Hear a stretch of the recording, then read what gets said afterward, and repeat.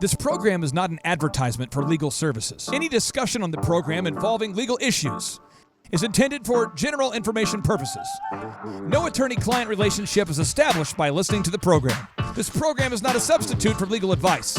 You should contact a competent attorney for advice on your specific legal issues.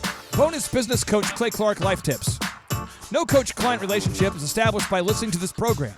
This program is not a substitute for common sense. Please remember to look both ways when crossing the street. If you discover that your clothing is burning, stop, drop, and roll. If you get upset with someone about their driving, don't chase them around through town. Don't sleep with someone that you just met. Don't sleep with someone I just met? Don't sleep with someone I just met? Where'd that rash come from? Don't spit into the wind. Don't get a regrettable tattoo on your face and act like it doesn't impact your ability to get a job. Don't show up late for things. Don't debate politics on Facebook.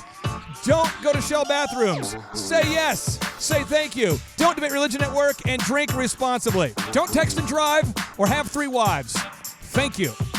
You smell terrific. You have questions? America's #1 business coach has answers. It's your Broda from Minnesota. Here's another edition of Ask Clay Anything on the Thrive Time Business Coach Radio Show.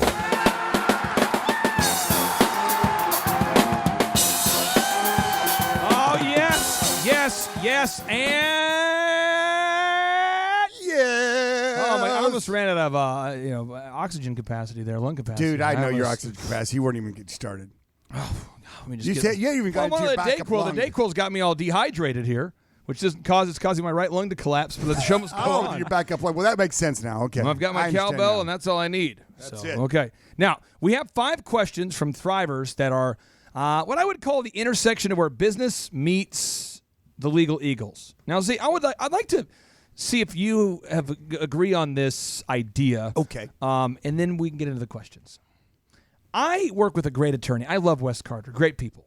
I love Winters and King. Good people, yes. I am of the opinion, though, if the world was filled with only attorneys, there would be no businesses. Because typically an attorney has to be paranoid to think of all of the possible risks involved in every venture, right? If you have a good attorney, that's their job. Oh, yes. Is to point out the holes in your argument, the errors in your ways, the whatever. And so, and I think colleges, if they put out MBAs who are they're not attorneys, but people who have their MBA, they're kind of attorney-like. And to some degree, they tend to have a lot of reasons why things won't work. People have more reasons why things won't work than the optimistic view of them working. So what we're going to do is I'm going to ask these questions, and when we do, the answers to these may be negative, Z. But to make it fun, I'm going to go with question number 5 first. You know why people have that more than they are optimistic? Why is that? Too much Fox News and CNN? Here's my theory. Paranoia? It's only a theorem. It's not a law. Yeah. It's just a theorem. And my theorem is that helped keep them from trying. I agree. I agree with that. That was. I agree. Right. Yeah. Yeah. So, if you see all the negative things and have seen the negative things and know that the negative things can happen, then you don't want any part of that. Let me do this. I'm going to start with question number 2, I think. We have 5 questions. We skipping one? Yeah, I'm going to go to question number 2. I'll hop around here a little bit. You're coming back, though, right? Yeah, I'll come back to it, okay. Yeah. So question number 2. A Thriver writes, if you have clients that have signed a contract but are using other vendors, is there any way to nicely enforce the contract? As an example, Z, if you have a business that says, hey, we deliver auto parts to your company, and in exchange for these everyday low prices, you're going to agree to buy all your auto parts from us for a year. If 10 months into the deal, if some business owner 10 months into the deal decides he doesn't want to keep buying the parts, and let's say the contract is for like $1,000 a month of parts, these small little parts, can you really enforce a contract that's $2,000 in value with 2 months left to go? I mean, after legal fees, is it even worth trying to enforce a contract? Well, financially, it's the most ridiculous thing you can do. And also for your business, it's the most ridiculous thing to do. Because now what you've done is that person will never, ever buy a little part off you again, or even a big part for that matter. I mean, what are you doing? Why are you signing that contract anyway? It's almost like It's a recipe for. I remember this one time. I had a recipe for animosity. A contact lens company approached me. Yeah. Said, "Hey, we want to do this thing that's never been done before in the industry. It's a special deal, and we want to pitch it to you. It's hot. Here's the nuts and bolts of it. Oof. And we want to sit down and pitch it to you and really diagram it all out and show you the beauty of this program we're going to bring you." I said, well, okay, just call my personal assistant, give me a dinner date or lunch or probably dinner. We'll set it up, yeah. And we'll set it up. Yeah. So guess what I received in the mail? A contract? No, an NDA. Non-disclosure agreement. Right. And right away you're done. I'm done. Because that would prevent you from ever working with any type of islands place ever again. No, it wasn't so much that. There's only one reason why you have someone sign an NDA. Because you don't trust them? Well, that's a reason why. Number two. Yeah, what do you got? Is that a real partner? You don't do that to a real partner. Number two, it gives you the leverage to then come back and sue them or spank them or hit them in the back of the head with the the metaphorically speaking I won't sign hammer. NDAs. I will not. I don't. I mean, I have before. On it's things. like rare though, dude. It's rare. If you signed one every time you were asked, you'd probably have 200 of them signed right now. Yeah, it's almost ridiculous. Can I do trust me? I'm not going to tell anyone. I mean, why do you do that piece of paper? And wait, if I do tell someone, what are you going to do? Sue me? I see this a lot when entrepreneurs want to pitch their idea to a big investment company. Mm-hmm. They're like, I'm only going to pitch it unless you big $1 billion investment right. fund. If you're talking to someone that has the ability to then run off with it, but I mean, with this contact lens company, it's kind of like why on earth? I mean, if I'm going to do the deal with you, why am I going to run around and tell all the other optometrists, look at the deal I got? If you had a company that delivered office supplies, a company that delivered printer supplies, a company that delivered coffee to offices, would you sign contracts with your customers? I wouldn't. I do month to month. Yeah. Let me earn your business every month. Right. They want that contract. They do. And I've seen those. I know, and sometimes I've had some of my employees that it was arguable whether they had the authority or not, but I didn't fight it. They'll bring in some nefarious copying company, and next thing you know, I've got this copier that we've signed a 4-year lease to, and I'm like, what in the sweet Jesus? Wow. But Jesus, did we do that? Right. Or my favorite one is hey, we need to get some, this bottled water is costing a lot, so we're going to get one of these Culligan water dispensers. We'll save money. I'm like, no, okay. Are you sure? Right. The numbers? Yeah, I'm pretty sure. Because I'm like, why am I buying everybody bottled water to begin with? It's a thing. It's an insidious thing when you, as a business owner, have a bunch of contracts that you've signed, you got to live up to them if you have money. And if you don't have money, you just don't live up to them, and people can't sue you. Well, there you go. But anyways, what I find out is he signs this ridiculous contract for a water cooler thing. Oh no, I hate that. I hate that contract. I'm thinking, John, you've seen that water machine. I hate those. John knows. I hate it. John, remember how I went off on that thing? Oh my gosh! I seriously, when I saw that water cooler there. Oh yeah. And I saw that somebody. Andrew, you hear about this thing? I'm about to. I'm not kidding. I went out, and I don't regret it at all. I did it. I immediately went out and threw it away, even though we're still paying for it. I didn't even care. Because it's such a stupid... No, seriously. Because I'm serious. It's $50 a month. And so instead of being able to just get water whenever I want, we have employees standing around going, there's no water. All of a sudden, I'm like the water boy for the company. And I'm like, so get water. Well, we need to wait for our guy. He comes by once a week. Ridiculous. There's a faucet there. I know. Take a glassware. Go to the faucet. Get out of there. It's actually water that's coming out of there. I'm probably still paying for that freaking water cooler for another 2 months or so. I'm so mad. That thing made me mad. Who signs a contract for water? Who did sign that, by the way? Do you remember? I do. Okay, don't say their name I don't want to protect the innocent. There it is. Okay. Unbelievable. See, I found out that person signed that thing. I was like, did you pay up front? Well, you pay up front, it's like $400. And I'm like, you paid $400 up front for water? I mean, now we have a great deal with a great company called Imperial Coffee. Let me tell you how that works. Andrew, tell me how the water machine works. Well, the water machine is a gray box that is hooked up to our water supply, and it never runs out. And it purifies it and makes it cold? And makes it hot if you hold down the button for 2 seconds. Oh, That's the move. Hold down the button, yeah. Yeah, I mean, but don't sign a contract with a big bottled water delivery company. What the crap? Oh, my goodness. I know. Okay, so again, if you're out there and you're trying to get your customers to nicely adhere to your contract, they won't. And if you force them to do it, and you take them to court, you still lose if you win because it costs more money to enforce the contract. Yes, and then you lose a client for sure for the lifetime. And they of that tell everyone in client. Tulsa how much they hate And you. then they tell you all the bad news and bad vibes. And, Let's go. You know what? Stop Let's go in order here. We went to question number 2. Let's go to question number 4. let's do evens and odds. Okay, let's go to 4. Here we go to question 4. Here we go. Question number 4 from a Thriver says, what to do if a customer has irresponsibly forced a chargeback for products that were received? Well, the best example I could give you is recently I worked with a restaurant. This would be, I guess, a couple years back. And Z, there was a guy who would go to the restaurant and eat food and then sometimes do chargebacks. And Z, can you explain how the chargeback works, just so the listeners out there know what it means to when you call your credit card company and force a chargeback? What happens to you as a business owner? Well, you have to eat that. So in other words, if you go and you have your Visa and they slam your Visa down, then you leave and you call your Visa company and going, hey, cancel that. That's a fraudulent. They could make up something. It was a fraudulent charge, or they could say it was. I never agreed to that. I never agreed to that. I was That's upsold. It's the wrong amount. I was tipped. I tipped much more than I agreed to. Right. They manipulated the number. We know you need people to like this. cancel that transaction. So they're like, well, you're a customer. Well, we don't want to upset you. And, of course, we'll cancel. Gone. And so then all that gets credited back on their account, and then the restaurant owner's stuck with the $30, $50, $100 bill. And now, Z, if you take a lot of credit card transactions and you decide to fight that customer back and forth, there has been times where a credit card company can reserve the right to freeze those funds while it's in dispute. They say, hey, we're going to put a little hold on that thing. They'll freeze that.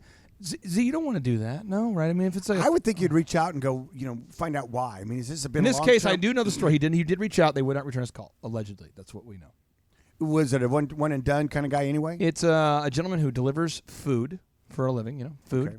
And when the food arrived, the person, I guess, signed off that the food arrived, but then they just waited a few days and then refused to pay. They did a chargeback. So maybe they didn't like the food. Maybe they just wanted their money back. I just find, there's a certain subset of our population. I'll go, 5%, 3% of the American population that just enjoys the chargeback game.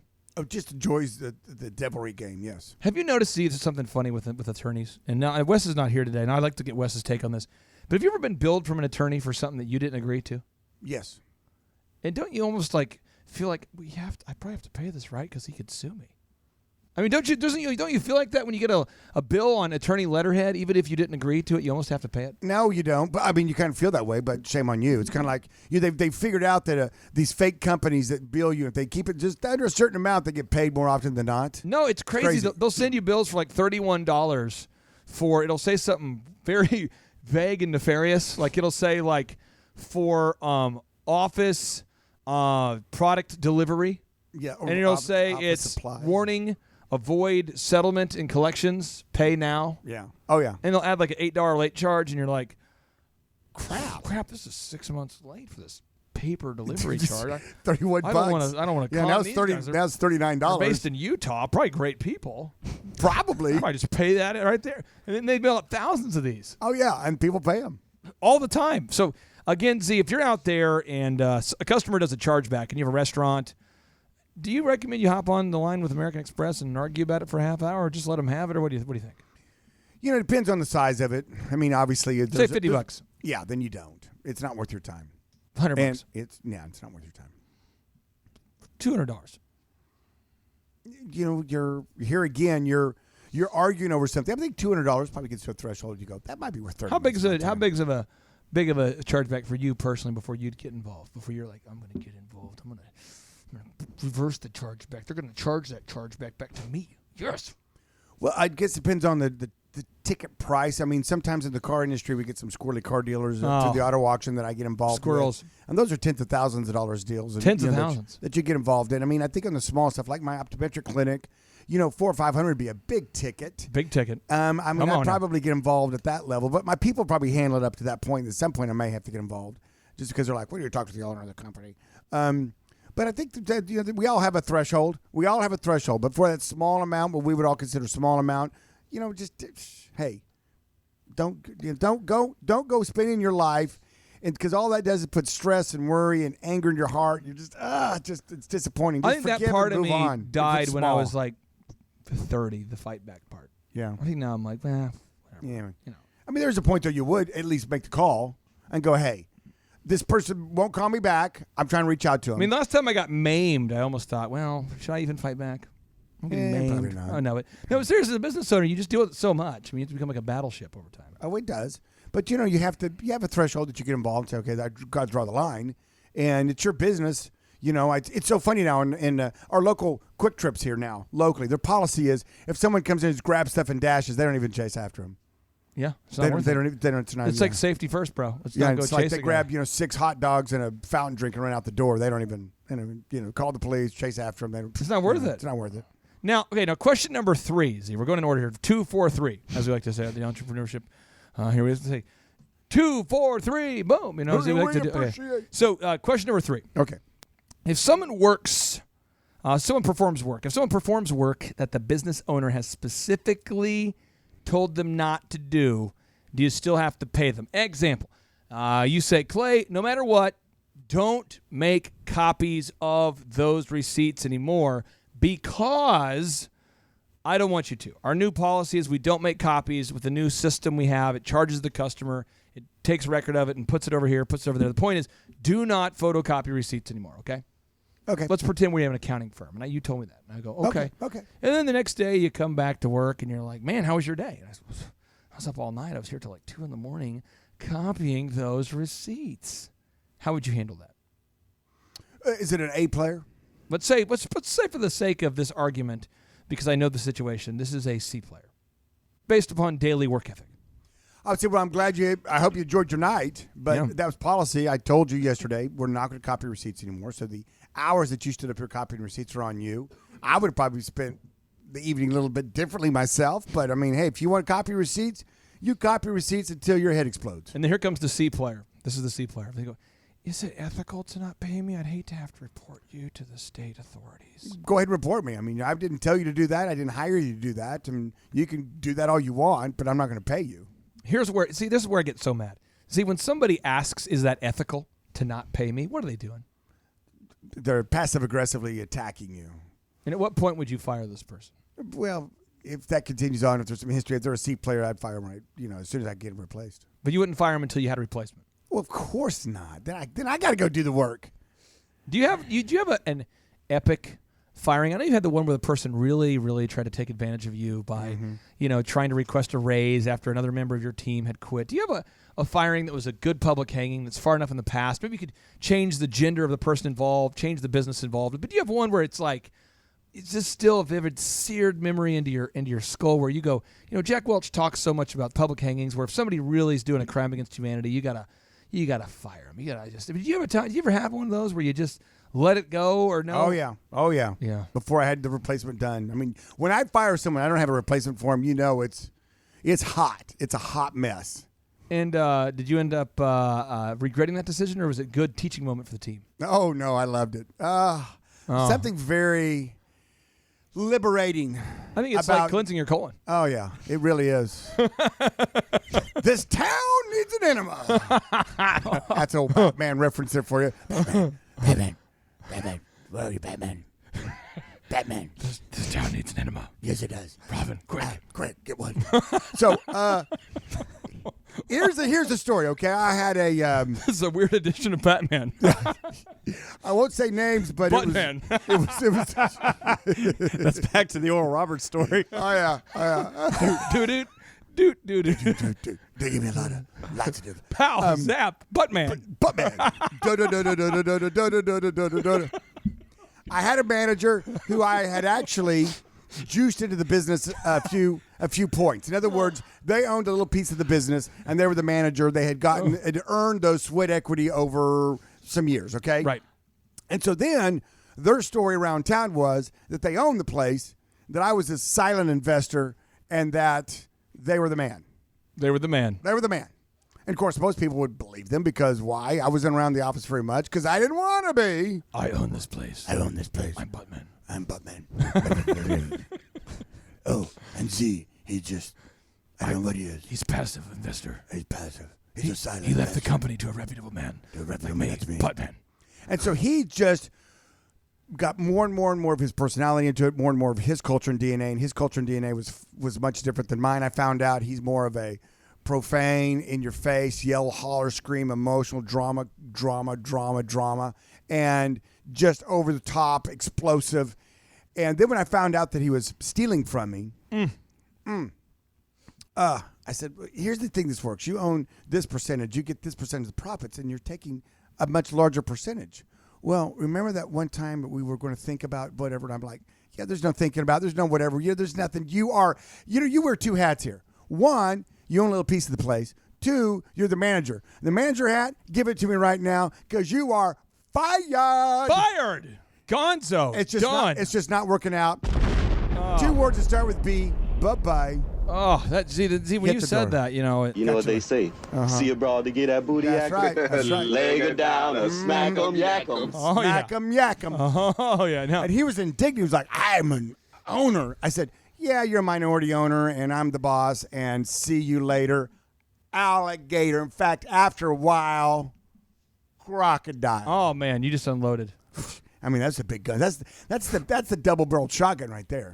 Now, think about it. Here's the final two questions we have, okay? Question number 5. We have to go in order here. We go 2, 4, 3, 5. Like we always say. And we like to end every show with a boom. 2, 4, 3, 5. Yeah. Oh, yeah. Now, okay, it's easier to follow that way. So, Sure. Number 5, question number 5. How do you avoid legal issues when employees want to cross-train and you don't pay them? Okay, an example. An employee says, hey, I really, really, really want to learn photography, but I work in the search engine department. Hey, I really want to learn how to do accounting, but I work in the lens grinding department. Hey, I want to learn how to run the titles in the cars, but I work in automotive repair. I want to put in an extra time on my own to come work for free, to learn these new skills so I can get promotable. I can work in the company. I can be the guy. How do you handle that? Will, do you have a clock-in, clock-out system? In this particular case, I don't know those details. Okay, well, let's say if you have a clock-in, clock-out system, say, okay, if you want to do this in your own time, that's fine. I have no problem with that. And that might lead to more promotion, might lead to you getting ahead in this organization quicker than slower. But if you want to do that on your own time, you need to clock out when you do your job. I'm paying you, and then when you clock out and you want to come up here and shadow the accounting team for a little bit, if they're okay with it, then you could do that. But I'm not going to pay you to do that. Now, the question, unless, of course, you want to pay them to do it, then pay them. Well, the question is, is how do you avoid legal issues? I would say this. See, there's certain people, a certain make and model of a litigious person, and you've seen enough of them, and I have too. So I'm going to just tee up a few examples of litigious people, because you don't want these people in your organization, okay? But let me just tell you how you know if somebody's litigious when you're interviewing them. This is what they'll say. I have a question about some of the company ethics here. I was going through your operations manual. I noticed that you said on here that you says you have X value and X value and X value. Are those values ethical? Or they'll say, are we recycling here at the office? Because I just was curious what our carbon footprint is. No, seriously. Well, I'm gonna go a step farther. Yeah. And I'm telling you what, listen out here. If you got 2 ears to listen to this, okay? And that is, you tick off a person enough, I don't care if they're Sister Mother Teresa, they're going to think lawsuit. They're going to think litigious. It's the culture we live in, the environment we live in. And I can tell you what a litigious person looks like, and that's anybody on the street that you tick off enough, or you wrong enough, or they feel like you've wronged them enough. I don't know anybody that doesn't feel like they were wronged that didn't look at me and go, you think I should sue him? I mean, do I got a case here? And like, I'm an attorney. And I'm like, what happened again? Well, they said I was their best employee ever, and then a month later they fired me. I mean, is that a wrongful termination lawsuit? I think it probably is. And you're like, what are you talking about? I mean, they don't want you there. It's an at-will state. Go get another job. Why are you going to spend? Move on. But the litigious person wants to be a victim and not a victor, and they feel bitter. And instead of wanting to make things better as a result of being fired, they go, I'm going to cling on to that relationship by suing.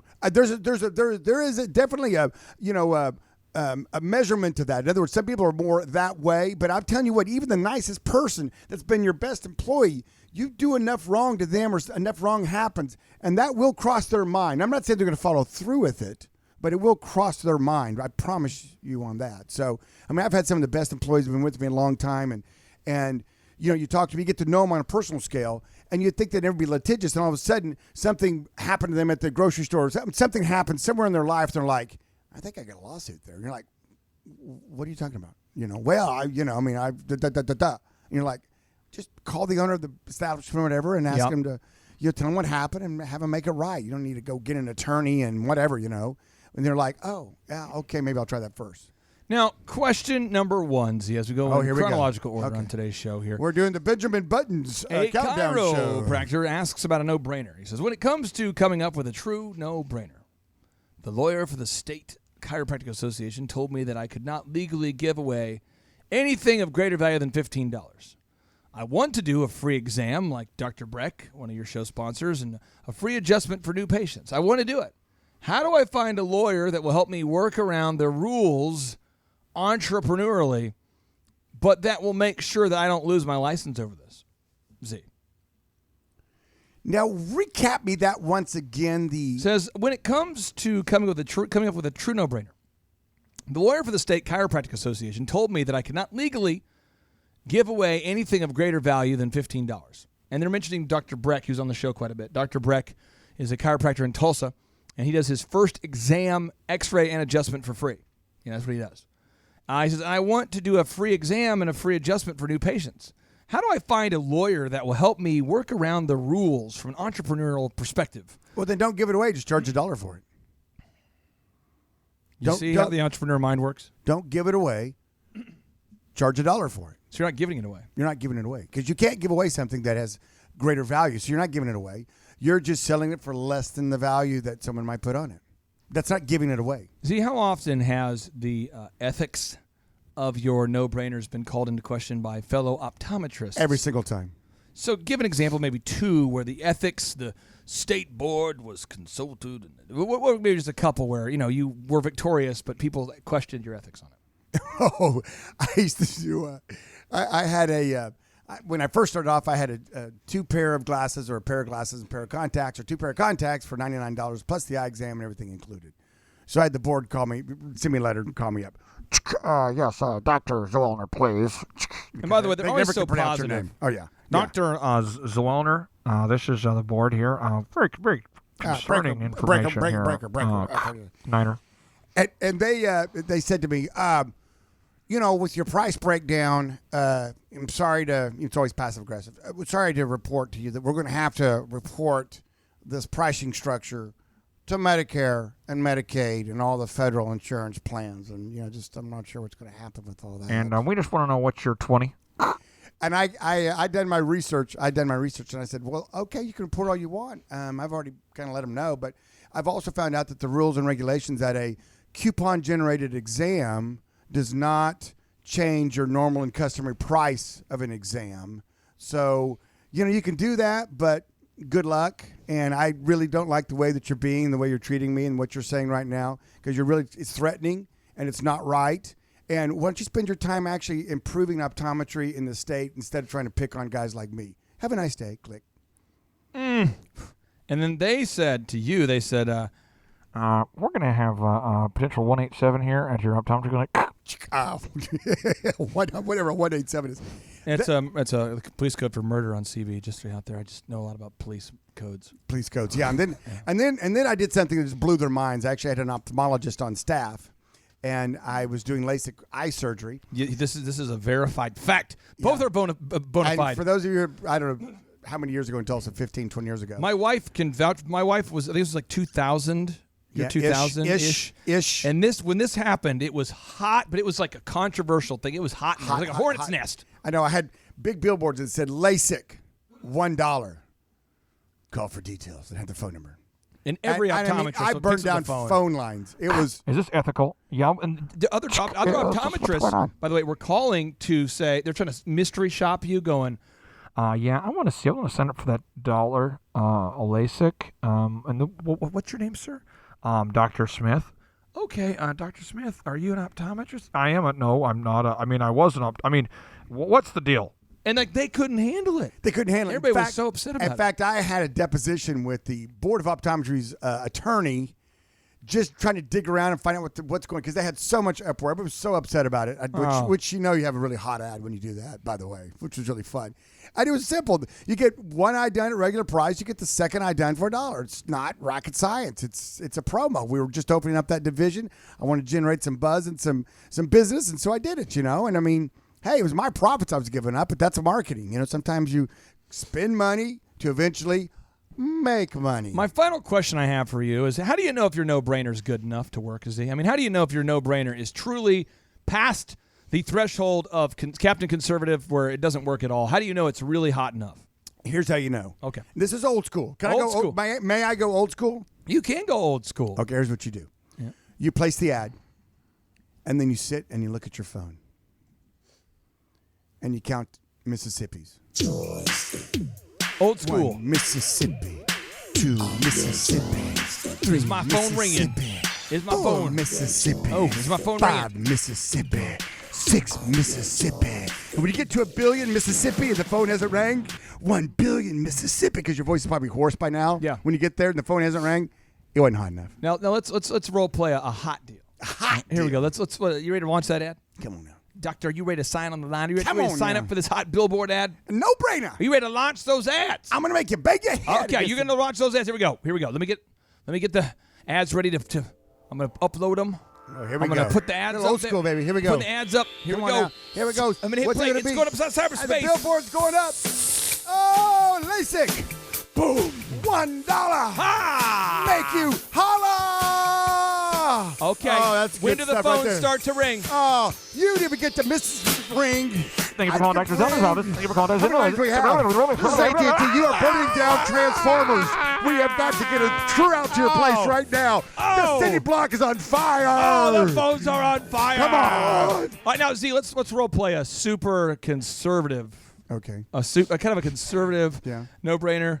One that's the kind of no-brainer where you go, it's just effective enough to make you not kill yourself. Right. Here it is. I'll give you one for LASIK. Okay? Let me get Since this we're on a going. LASIK theme, okay? Here we go. It's on the billboard now. Well, I'll tell you what. LASIK surgery. The best place to get it. So come and get it The ads are right up. now. The ads are up. Most professional. Been around Please. since 1987. We've had 18 trucks, and my wife and I have been running it for years. And then you have your phone number in really, really small print. Got a photo of myself And your my truck. address is just barely discernible. You can almost see it as you're driving by it at 65 miles an hour. Well, Oh, I think that said LASIK. most professional LASIK. Honey, did they say it was the best place? Well, not really most professional. Let's change that And to billboard. come right make it now? read one Do of they the mean be- like turn around and drive there right now, or is that metaphorically speaking? I don't want to say it's the most professional. I just want to say it's one of the professional optometry places. You can see people doing that all the time. They Oh, say, I know. I drive by. I see ads. I see stuff. I'm just going. You're trying to make what an a ad waste with a of client. money. You're going, hey, What a waste you of got to money. say you're the best. You say the highest reviewed optometrist in town. Okay, and they're like, Yeah, but there's no call to action. That's like saying, I've got the best products. but I'm saying you put on the ad. You say $99, right? $99 for your first exam or glasses. Well, yeah, now it's changed. And then underneath that, you put, a Tulsa's little note, Best Eye Care. Tulsa's Whatever. Best Eye Care or Tulsa's Maybe. Most Yeah, Reviewed but or whatever. I mix things up, but I'm the saying- main thing though is what your call to action. If there's when you see an ad, when you see a commercial, do you feel the need to pick up the phone and make a phone call? And if you don't, there's a couple things. One, you don't need that product at all. Well, see, I tell you, I which don't want to understand. put a call to action that's so strong. I don't want to upset my competitors. I need a gas-powered pencil sharpener. I don't really need it, but sure looks good. I often walk to work to avoid injuries in car accidents. Tell you what, I don't need a 6-wheel skateboard. But I that sure fear looks the cool. internet because it's not going to You catch need that on. more Pretty soon surface it's area going touching the ground at the time. They sold me on that. That's I was going to use incredible. Facebook, but then I thought I don't want to waste my time on all these trends. You know what I mean? I tell you what, I don't know why starting my to fade. friends aren't on MySpace because this seems like a really good. I medium. never get any deals from advertising anyway, so they're all word of Why do mouth. it? Why do You it? hear that kind of stuff all know. the time, don't you? You do. And so if you're out there and you're fighting that, I mean, Z, I got some advice for you. Okay, break it. Z, down. when you were in school, what was a swirly? A swirly? Yeah, when you were in school, I mean, do you remember like what it was? Like you're like, oh man, let's give Brian a swirly. Yes, I think you get your finger and stick it in someone's ear, or is that something different? Well, a lot of times, Z, remember that you have these kind of things that you would do where it's kind of like back in the 80s and 90s when you could do these kinds of things without going to jail or permanently wrecking someone's soul. If there was a guy at youth group who was causing a lot of problems, you'd say, and everyone's name was Matt or Brian or John. Yeah. There's a lot of similar names back in the day. This is before, before you could offend somebody to the point where you get sued as a 12-year-old for the rest of your life, right? Sure. But if you had a certain kid at church camp that was really getting out of line, you had two go-to moves you could do. Okay. One of which I participated in multiple times. The other one I did not. Okay. The first one is the swirly. is where you grab a guy by his feet. Oh, no. And you put his head in the toilet. Yes, the and then he's like, no, don't do it. Don't do it. Shut up, Brian. Shut up, Brian. You shut up. Brian, you shut up. You shut up. Brian, I'm going to deal with this right now. And you just put his head. Shut up, Brian. Say uncle. Shut up, Brian. Put your head on there. Oh. And then you take him out. I don't know if I grew up in a weird family, but then you waterboard him for 3 weeks. I'm just kidding. But anyway, you know what I'm saying, though. You see, you give him a swirly, right? Okay, swirly. But then the more aggressive move, and this is only if you played football. Because that's not aggressive No, if you played football like late 90s, you could do this. Okay. Like early 90s, you could still get away with it. Yeah. When Vanilla Ice was on the radio, you could do this. Oh, yeah. It's pretty much you could do anything when Vanilla Ice was on. You'd give that kid a wedgie. Can you explain the basic form and the function, the details, the really, because you got to hang him from something. Well, that's the ultimate wedgie. I mean, there's different levels of wedgie, but wedgies are when you grab the top of the underwear on the back side of an individual and you pull relentlessly. And the idea is to make it as uncomfortable as it's not. It's not like, thank you, thank you, ma'am, another one, sir. Thank you for the floss. You pull it towards uncomfortable, and then if you could hang them by that's one, shows they've got pretty strong underwear. Two, wow, Greg, that's impressive. Where do you buy that? Wow. It passed the test. Was that organic? Yeah, it must be all natural. It's made out of hemp. But so these are the kinds of things you need to do to yourself if you're not going to do a no-brainer and you're going to run an ad. Right. It's less painful. It really is. It's less embarrassing. Just do it to yourself. Just swirl yourself. I've seen so many. See, give me one more example of something that's not a no-brainer that you see all the time. I'll go first. You can go second. Okay. I see so many plumbers that say professional service since, and they make up a year. Oh, yeah. And John knows this crap. I love to put on cards just to make fun of things. A lot of times I'll put on print pieces and cards. I'll put conceived 1980. Because that's when you were. Yeah, I think it's just kind of funny. And people are like, oh, wow. This is not a no-brainer. It's just whatever. You see these plumbers who are like, established in 1987. Like, I don't care how old school you are. I really don't care how in tune you were. I don't care that you started your business the same year that the Oakland A's and the San Francisco Giants went to the World Series. That doesn't matter to me. Yeah, words like premium and best and guaranteed. Premium, best, guaranteed. 100%. Guaranteed to be the best. 100% at a guaranteed premium to be the best. situation. It's premium. Yeah. Those words like that are just like you get lost in that. Everybody uses them. Oh, just everybody uses them. Everybody just like everybody's the best. Fake words. Everybody. No one's going to put up there. We're just okay. The new commercial series. We're just okay. Or the best average plumber in the county. We're one of them. We're the middle average plumbers in the area. Basically. We get a 2.5 ratings every time. How about this one for service call? I don't like that. For service, that's a call to action. For service, call this number. Yeah. I'm not going to remember that. Like you're like, oh, I thought I was just going to call that number and just have a conversation with them. How about this one? For a blasty blast, we'll match anybody's price. Sure. Why does matching anyone's price not a move? You want to beat their price, right? Right. Then I got to find out what their price is so that you'll match it. Now you're just causing me more work. Thank you, but no thank you. See, this Dayquil's really taken our show, I think, to a new level. Certain low points and high points. It's it's been an incredible show here. This is probably going to be the most. Either it's going to be the most watched or the most burned podcast that we've put out in a while. When it gets bad, when people can burn a podcast. A digital podcast. Well, these download it. They'll burn their smartphone devices. Like, it won't stop playing. I'm going to burn it. I'm going to burn it. All right, we're going to end with a 5, 3, 2, 4, 1. Boom.